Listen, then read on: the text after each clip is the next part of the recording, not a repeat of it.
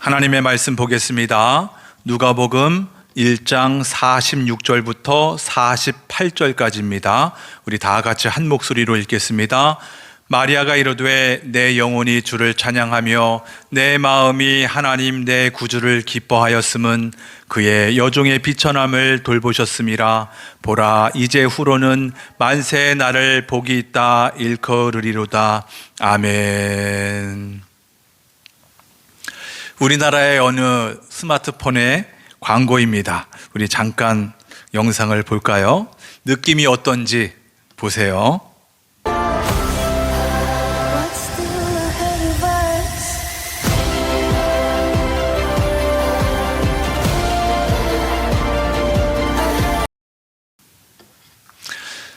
저는 저 광고를 볼 때마다 저 폰을 사서 저 폰을 보게 되면 새로운 세계가 열리게 되겠구나라고 하는 착각을 하게 됩니다.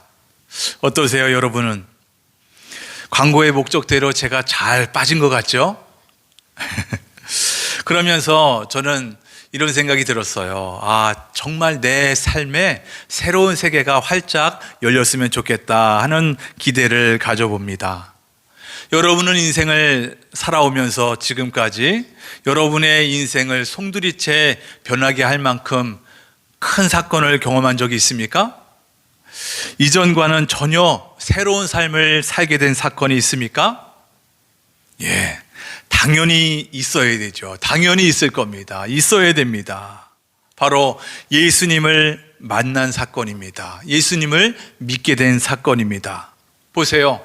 우리가 예수님의 존재를 알게 된 것, 내가 예수님을 나의 구원자로 인정하고 고백한 것 딱 하나밖에 없는데 내 인생 모든 것이 바뀌게 된 겁니다. 가장 근본적으로는 내 존재가 변한 것이겠죠. 예수님을 믿으니까 죄인에서 하나님의 자녀로 바뀐 거죠. 하나님의 자녀가 되었다는 것은 내 인생의 주인이 바뀌었다는 거예요. 그전에는 내 인생의 주인은 나였습니다. 내가 계획한 대로, 생각한 대로, 내 느낌대로, 내가 원하는 대로, 내 고집대로 마음껏 살아가는 것이죠. 내가 설계했기 때문에 그 결과도 내가 책임져야 되니까 그 책임에 대한 무거움이 얼마나 크겠습니까? 불안할 수밖에 없고 걱정할 수밖에 없는 게 사실 우리의 인생이었죠. 그러나 이제 나는 하나님의 자녀가 됐으니 내 인생의 주인은 오직 하나님이 되신 거예요. 주인이 바뀌니까요, 내 삶의 가치관도 변하는 겁니다. 그전에는 내 눈에 보이는 게 전부여서 그것을 잡으려 하고 움켜쥐려고 달리는 인생이었다고 한다면, 이제는 영원한 것, 보이지 않는 그 하나님의 나라가 깨닫게 되고 느껴지게 되면서 그것을 위해 사는 것입니다. 그것은 곧 내 하루하루 순간순간마다 하나님과 함께하는 겁니다. 하나님께서 나의 삶의 주인으로서 나의 삶을 가장 좋은 길로, 선한 길로 인도하여 주시면 우리는 기쁨으로 즐거움으로 순종하며 하루하루 살아가는 겁니다. 보세요. 어떻습니까? 예수 믿으니까, 하나님의 자녀가 되니까 마치 스마트폰의 광고 영상처럼 우리 앞에 새로운 인생이 완전히 펼쳐지게 된 겁니다. 활짝 열린 겁니다. 아니, 이것과 비교할 수 없을 만큼 완전히 뒤집어진 거예요. 이보다 더한 변화는 없을 겁니다. 그렇지 않습니까? 근데 문제는 사람에게 있습니다. 우리가 우리 자신에 대해서, 우리 사람에 대해서 곰곰이 생각해 보면 생각보다 그리 똑똑하지 않고요, 생각보다 많이 우둔하고 연약한 것을 보게 됩니다. 육체를 가지고 있으니까요, 이 육체의 한계를 벗어날 수가 없어요. 보이는 것에 너무도 많은 영향을 받습니다. 이런 외부적인 요인뿐만 아니라 내 내면이, 내 옛 생각이나 옛 습관이, 옛 자아가 너무도 나를 괴롭히는 거지요. 성경에서는 분명히 말씀하고 있거든요. 이런 나의 옛자, 옛 모습들은 예수님의 십자가에 함께 못 박혀 죽었다라고 선언을 하고 있습니다.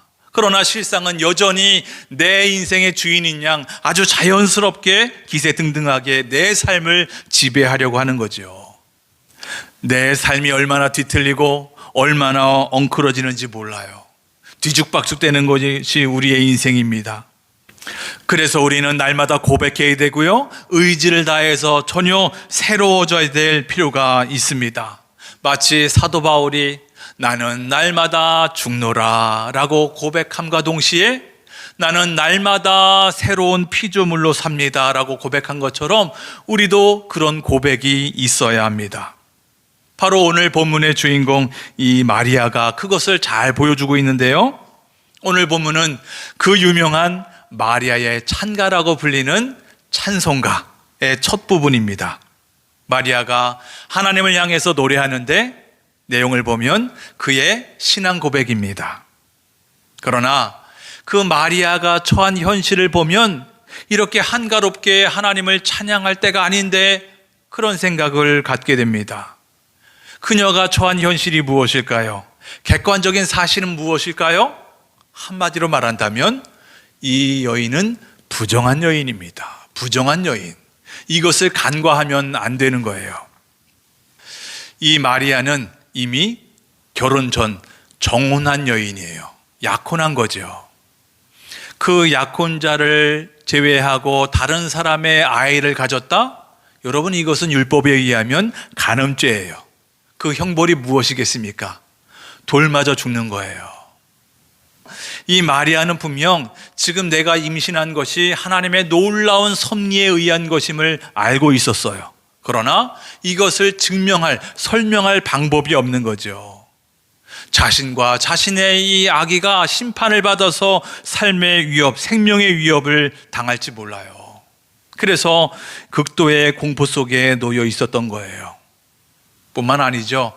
당시 유대 사회는 이 명예를 되게 중요시 여깁니다. 마리아 자신은 물론이거니와 가족까지 그 명예가 땅바닥에 떨어지는 거죠. 약혼자 요셉이 이 임신 소식을 들었을 때 어떻게 했어요? 가만히 끊고자 했어요. 그도 성품이 좋으니까 이렇게 떠벌리지 않고 조용히 끊고자 한 거예요. 근데 이걸 마리아의 입장에서 본다면 어떻겠습니까? 내 가장 사랑하는 남편이 될 사람, 가장 가까운 사람에게서 버림받을 위기인 거죠. 요셉과 헤어지면 어떻게 되는 거예요? 누가 이 여인을 먹여 살릴 수 있겠단 말입니까? 어떻게 혼자 생계를 유지할 수 있겠습니까? 사회로부터 간음 죄인이다 라고 낙인 찍혀버리면 이웃들에게, 많은 친지들에게 조롱을 당하고 멸시를 당할 겁니다. 완전히 고립될 상황인 거죠. 메시아의 어머니다 라고 하는 그 영광은커녕 이 여인이 살고 있었던 이 나사렛 공동체에서 추방당할 그런 극심한 이 절박한 현실이었다는 거죠. 이 과연 마리아가 몇 살이나 됐을까? 이런 엄청난 놀라운 사건을 감당할 수 있을까? 정확하게는 알 수 없지만 연구에 의하면 대략 10대 초중반이었을 거다. 13살에서 16살 정도 되지 않았을까. 지금의 중학생 정도 됐을 거다. 그리고 갈릴리 나사렛 출신의 가난한 아주 비천한 여종인 거죠. 그러니 이 자신이 겪은 이 기적 같은 일을 누구에게 제대로 설명할 수 있었겠습니까? 증명할 수 있었겠습니까? 누가 그 말을 믿어줄 수 있었겠습니까? 그 말에 권위가 있겠습니까? 이런 상황에 하나님만 찬양합니다. 하나님을 기뻐합니다. 하나님만 생각하면 설레요.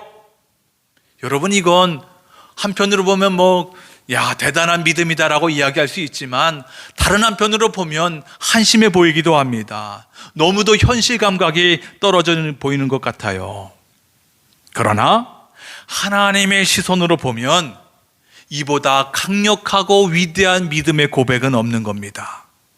비록 현실은 수치와 죽음이 위협하고 있습니다. 불안해하고 걱정해야 되고 두려운 것이 너무도 자연스러운 상황인데 그럼에도 불구하고 나는 이 현실에 무릎 꿇지 않겠다. 세상에 그 어떤 것도 하나님과 나를 갈라놓을 수 없다. 이런 굳은 마음을 가지고 힘차게 하나님을 찬양하는데 어떻게 찬양해요? 46절, 47절입니다. 다 같이 읽어보겠습니다. 마리아가 이르되 내 영혼이 주를 찬양하며 내 마음이 하나님 내 구주를 기뻐하였음은 아멘. 내 영혼이 하나님을 찬양합니다. 내 마음이 내 구주 하나님을 기뻐합니다. 아멘. 여러분, 저는 이 고백이 우리 신앙의 전부라고 생각합니다. 하나님을 찬양합니다. 주님을 기뻐합니다. 내 마음이 나의 구주를 찬양합니다. 여러분, 이 고백이야말로 우리 신앙의 모든 것입니다. 여러분, 한번 생각해 볼까요? 여러분은 주님 생각하면 설레요? 가슴이 두근두근 거립니까? 여러분, 이것이 우리의 힘입니다. 성경에서도 말하고 있지 않습니까? 주님을 기뻐함이 너희의 힘과 능력이다. 여러분, 우리가 여기서 착각하면 안 됩니다. 마리아가 자신의 몸속에 잉태한 기적 때문에 기뻐한 게 아니에요. 이제 뱃속에 아이를 낳으면 나에게 엄청난 영광과 복이 임할 거다, 그것 때문에 기뻐한 게 아닙니다.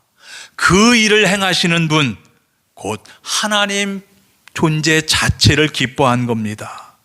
특별히 본문에서 하나님을 무엇이라고 부르고 있습니까? 내 구주다, 내 구주.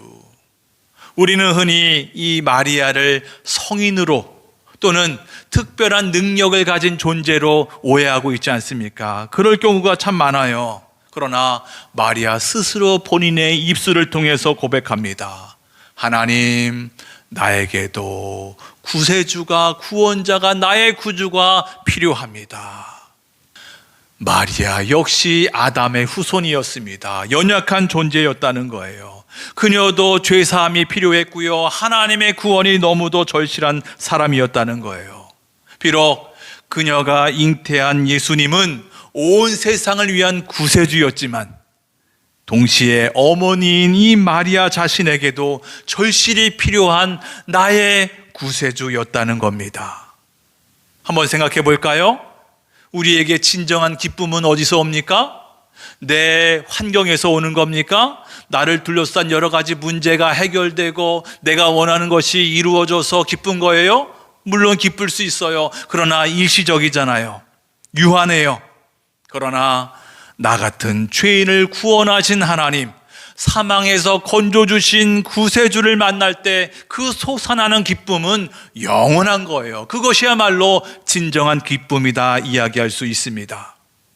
마리아는 지금 뱃속의 아기 때문에 겪게 될 어떤 사회적인 오해나 고난보다 이 아기를 통해 이루어질 나의 구원과 온 인류의 구원을 바라보며 기뻐하고 있는 겁니다. 이것이 새로운 세계를 맛본 경험한 사람의 정상적인 반응이다라고 이야기할 수 있습니다. 성탄을 기다리는 우리입니다. 대림절기를 보내고 있는 오늘 우리에게 이 고백이 회복되어야 합니다. 우리 그런 의미에서 다 함께 고백해 볼까요? 우리 두 손을 가슴에 손을 얹고 고백해 보겠습니다. 내 마음이 내 구주 하나님을 기뻐합니다. 시작. 내 마음이 내 구주 하나님을 기뻐합니다. 아멘, 아멘. 우리 48절을 볼까요? 48절을 보면 마리아가 구주를 기뻐할 수밖에 없었던 결정적인 이유를 이렇게 고백합니다. 읽어보겠습니다. 48절. 그의 여종의 비천함을 돌보셨음이라. 보라, 이제 후로는 만세의 날을 복이 있다 일컬으리로다. 아멘. 무엇이라고 고백하고 있어요? 주님께서 나의 비참한 신세를 돌보셨기 때문에 나는 구주를 기뻐합니다.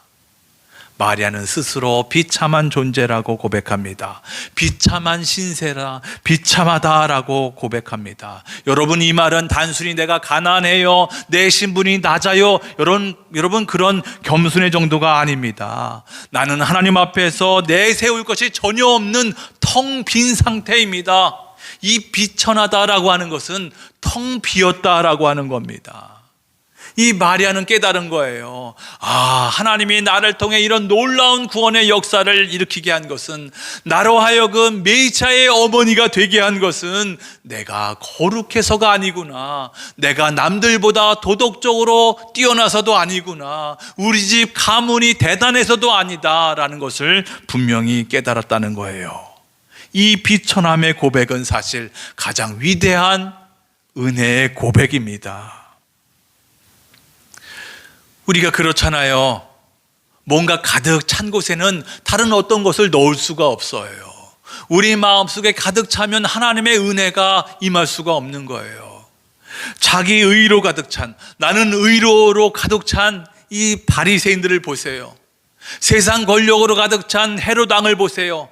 하나님이 들어갈 자리가 없는 거예요. 우리 주님이 있어야 할 자리에, 은혜가 있을 자리가 없는 거예요. 오히려 나는 아무것도 아니에요, 나는 비참한 존재입니다 라고 하는 그 텅 빈 공간에 은혜가 채워지는 거예요. 어떻게 채워져요? 하나님은 그 비천함을 돌보셨습니다. 주님이 돌보아 주신다는 거예요. 하나님이 하늘 보좌에서 눈을 돌려서 저 땅의 가장 낮은 곳에 있는 한 소녀를 주목하여 바라본다는 거예요. 세심히 관찰해 보신다는 거예요. 아무도 거들떠보지 않는 나사렛 시골의 가난한 이 여인, 세상은 그녀의 가치를 몰랐지만 그러나 하나님은 그녀의 비참함을 보셨습니다. 우리도 때로는 비천함 때문에, 나의 스스로의 비천함 때문에 낙심합니다. 나는 가진 것도 없고요, 배운 것도 부족하고요, 나이는 들었고 몸도 아파요, 변변치 않아요. 나의 비천함 때문에 아무것도 못할 것 같고, 이것이 오히려 내 삶의 장애물처럼 느껴질 때가 있습니다. 이런 것들은 새로운 세계를 경험한, 새로운 세계를 본 사람의 합당한 생각이 아닌 옛사람의 생각입니다. 그러나 오늘 마리아를 보시길 바랍니다. 비천함은 장애물이 아니에요. 오히려 하나님의 긍휼이 임하는 통로입니다. 혹시 지금 내가 비천하다고 느끼세요? 아무것도 가진 게 없다고 느껴지세요? 이때야말로 바로 지금이 하나님의 돌보심을 받을 수 있는 가장 좋은 때임을 기억하시기를 바랍니다. 하나님은 비천한 자를 돌봐주십니다. 보세요. 하나님이 돌보시면 그 인생은 달라지는 겁니다. 전혀 새로운 세계가 열리는 겁니다. 다시 48절을 보세요. 그의 여종의 비천함을 돌보셨습니다. 보라, 이제 후로는 만세 나를 복이 있다 일컬으리로다. 아멘. 조금 전까지 스스로를 나는 비천한 여종입니다 라고 고백했던 이 소녀가 뭐라고 고백합니까? 나는 만세의 복이 있는 자가 될 거라고 선포하고 있는 거예요. 여러분, 이것은 마리아의 교만이 아닙니다. 하나님의 은혜가 덮여졌을 때 일어나는 진정한 변화입니다. 우리는 우리 삶에, 우리 안에 하나님의 은혜가 덮여야 합니다. 은혜의 소낙비를 흠뻑 맞아야 되는 거예요. 갈증 나는 내 입에 은혜의 샘물을 벌컥벌컥 들이켜야 하는 거예요. 그래야 딴소리 하지 않거든요. 냉정하게 평가해 볼까요? 사실 우리가 비천한 존재인가요? 비천한 존재예요? 아니요. 우리는 더 이상 비천한 존재가 아니잖아요. 예수님의 보혈로 우리의 죄가, 우리의 비천함이 깨끗하게 씻어졌습니다.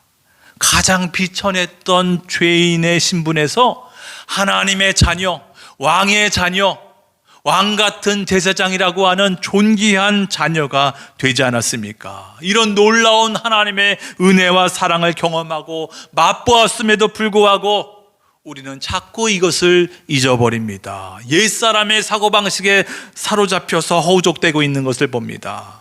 때로는 누군가로부터 거짓말을 듣게 됩니다.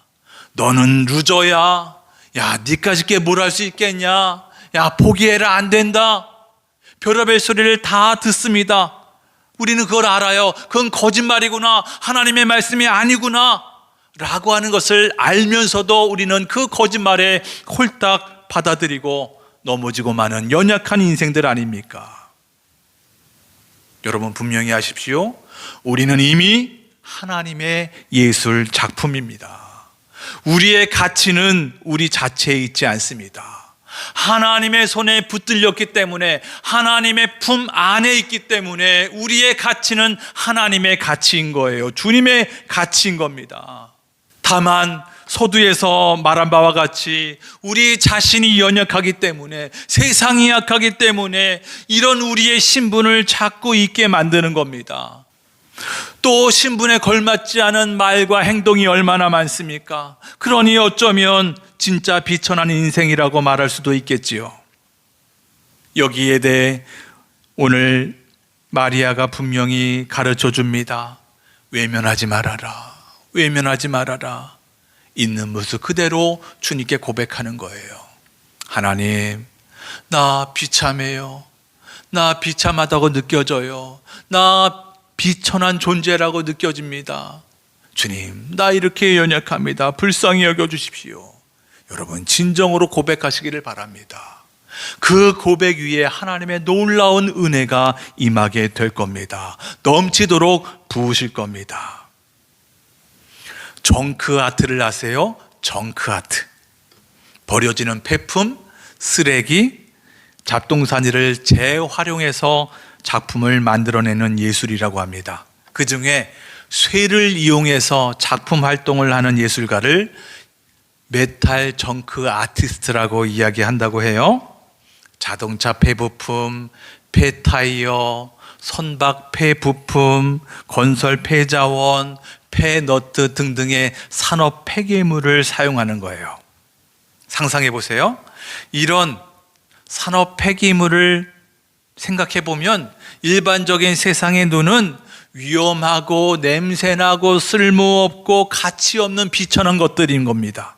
그러나 예술가는 그 재료 하나하나를 다듬고 씻고 조이고 용접하여 생명을 불어넣습니다.